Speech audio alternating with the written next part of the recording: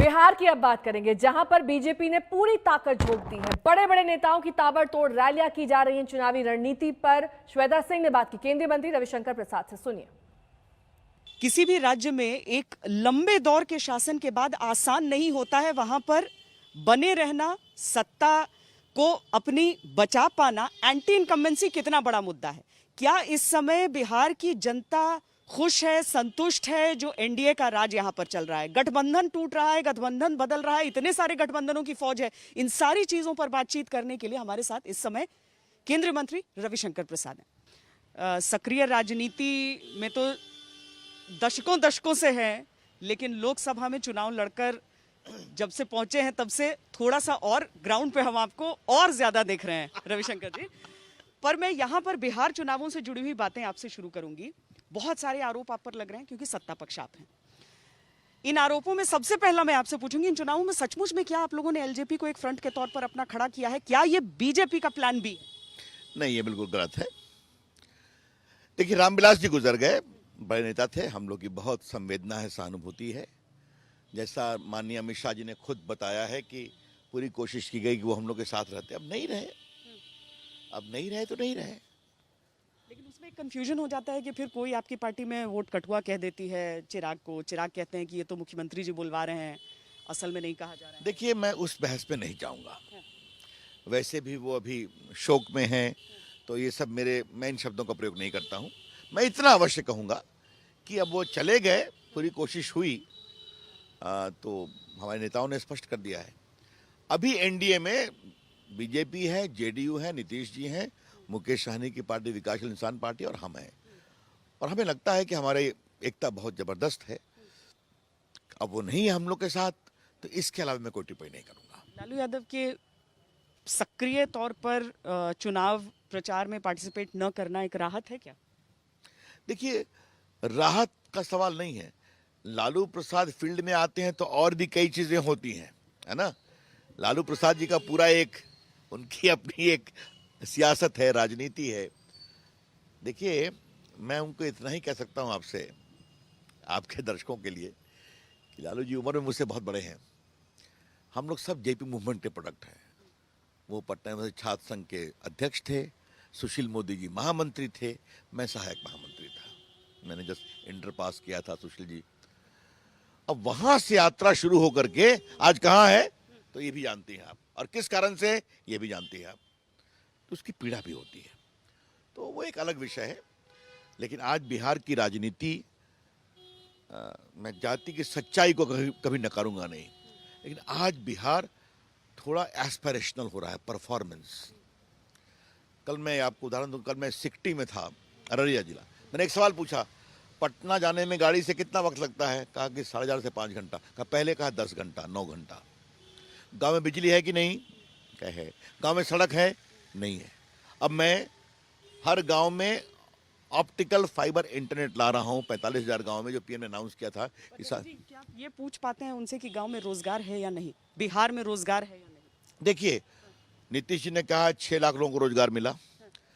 हमारे common service centres हैं जो 3,000 थे जब हम लोग की सरकार आई थी, अब उनको मैं ले गया हूं लगभग 45,000 देश में, और लगभग 4 लाख पूरे प्रदेश में, बिहार में, और 4 लाख देश में। 2.5 लाख बच्चे काम करते हैं, डिजिटल सेवाएं देते हैं, वही ये ऑप्टिकल फाइबर ले जा रहे हैं।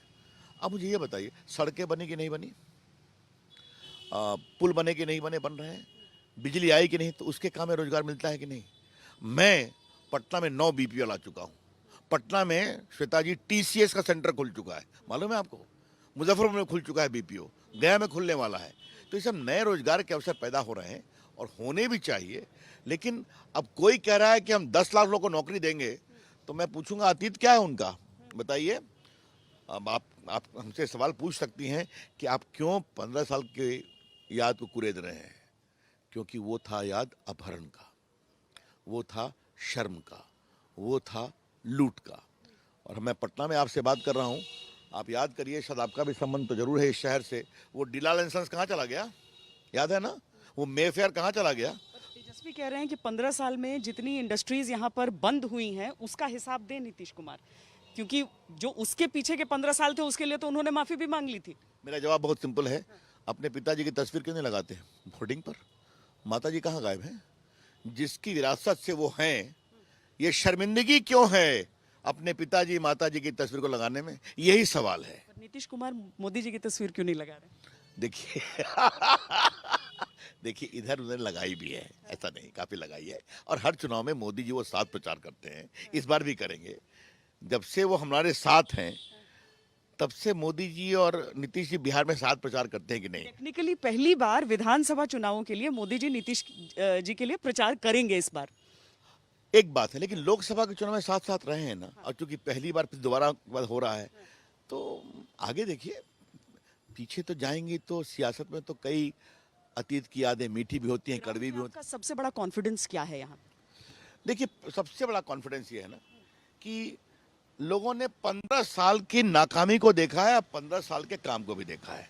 मैं ये कभी नहीं कहूँगा सब कुछ ठीक हो गया है, लेकिन बिहार के लोग समझते हैं कि बिहार आगे बढ़ने के रास्ते पर जा रहा है। बिहार में अमन चैन है। अब ये नहीं होता कि आपका अपहरण हो गया, आप थाने में गए तो अपहरण करने वाला वहाँ बैठा हुआ है। एंटी इनकम्बेंसी या प्रो इनकम्बेंसी? देखिए, आप लंबे समय से हैं तो थोड़ा बहुत एंटी इनकम्बेंसी होगी, लेकिन मैं मानता हूँ कि काम लोग याद करते हैं। और जो डबल इंजन जो मोदी जी की सरकार ने काम किया है, कोरोना में विशेष रूप से जितना लोगों को 8 करोड़ लोगों को उन्होंने खाना दिया, नीतीश जी की सरकार ने काम किया। चाहे जितने भी राशनधारी उनको 1000 रुपये दिए गए, जो हमारे मजदूर बाहर से आए उनके लिए जो व्यवस्था की गई, तो लोगों ने देखा है।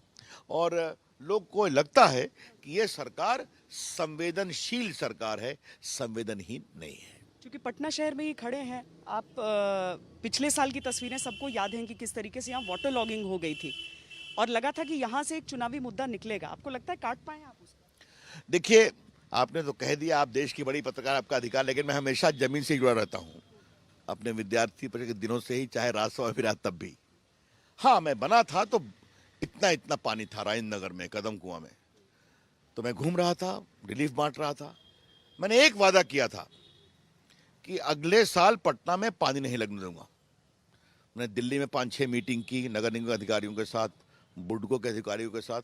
मैंने खड़ा होकर नाला साफ करवाया, मैंने पंपों को देखा खुद जाकर करके। पटना में यहाँ 5-6 मीटिंग की सारे अफसर विधायकों के साथ। I was keeping my finger crossed. इस बार कम से कम बारिश ज्यादा हुई, लेकिन पानी जमा हुआ लेकिन निकल गया। और श्वेता जी, एक इलाके से आप परिचित हैं, रामकृष्ण पथ जो है राजेंद्र के आगे, वहां एक 2-3 बड़े मैनहोल थे जहां 40 साल से सीमेंट की बोरियां अंदर पड़ी हुई थी, जो ब्लॉक लगाई गई थी, उस सबको साफ करवाया गया। तो जनता ने मेरा काम देखा है, कोरोना में भी काम देखा है। और एक बात मैं कहूँगा, मैं जनता से जुड़ा रहता हूँ। भले भारत सरकार का एक वरिष्ठ मंत्री लोग कहते हैं, लेकिन पटना आकर के मैं अपनी जनता से खूब जुड़ा रहता हूँ। आज भी जा रहा हूँ तो अपने फतवा विधानसभा क्षेत्र में गाँव में जा रहा हूँ, 200-300 लोग, 100 लोग के साथ बैठ कर गप्पे करूंगा, चाय पीऊंगा, हालचाल लूंगा। एक और मुद्दा बहुत उठाया जाता है, वो ये कि आज भी ऐसा क्यों होता है कि लोगों को दिल्ली जाना पड़ता है इलाज कराने के लिए, एक सांसद के तौर पर ही सही। और यहाँ के 15 साल में के वो गठबंधन वाले शासन में मेडिकल सुविधाएं क्या यहाँ पर बनी है? ये आपका बहुत अच्छा सवाल है। देखिए, एम्स अटल जी की सरकार में आया था पटना में, 10 साल में कुछ नहीं हुआ। मनमोहन की सरकार में थोड़ा थोड़ा काम हम लोग की सरकार आई, तेज कराया, आज ऑपरेशनल है। और इस बार पटना में कोविड की लड़ाई में बिहार में एम्स पटना ने बड़ा काम किया है। बाकी दिल्ली के कारण अस्पताल खुले, बिहटा में बड़े से, मुजफ्फरपुर में खुले, पीएमसीएच में 100 बेड का अस्पताल खड़ा किया गया। और काम करने की ज़रूरत है। इतने मेडिकल कॉलेजेस आ रहे हैं बिहार में, आपको मालूम है, doctors, paramedical staff, nursing staff, सारी चीज़ आ रहे हैं। तो मैं, जैसे मैंने क्या किया, हम लोग जाते हैं एम्स में, तो मैंने आईटी मंत्रालय से व्यवस्था की है कि आप अपना अपॉइंटमेंट ऐप से ले सकते हैं, दिल्ली जाके रजिस्टर करने की जरूरत नहीं है एम्स के लिए। तो ये काम करेंगे, कर रहे हैं, और आगे करने की जरूरत है। तो ये आगे करना किसके द्वारा होगा? महागठबंधन नहीं, ये एनडीए के साथ ही होगा, ये कहना चाहता हूँ। बहुत बहुत धन्यवाद हमसे बात करने के लिए। बहुत बहुत धन्यवाद। रुकना होगा यहाँ एक छोटे से ब्रेक के लिए, फौरन होंगे हाजिर कुछ और खबरों के साथ। देखते रहिए आज तक। नमस्कार, मैं हूं अंजना ओम कश्यप। हमें उम्मीद है ये वीडियो आपको पसंद आया होगा। लेटेस्ट खबरों के लिए यूं ही देखते रहिए आज तक, और इस वीडियो के पसंद आने पर लाइक, शेयर एंड सब्सक्राइब करना ना भूलें।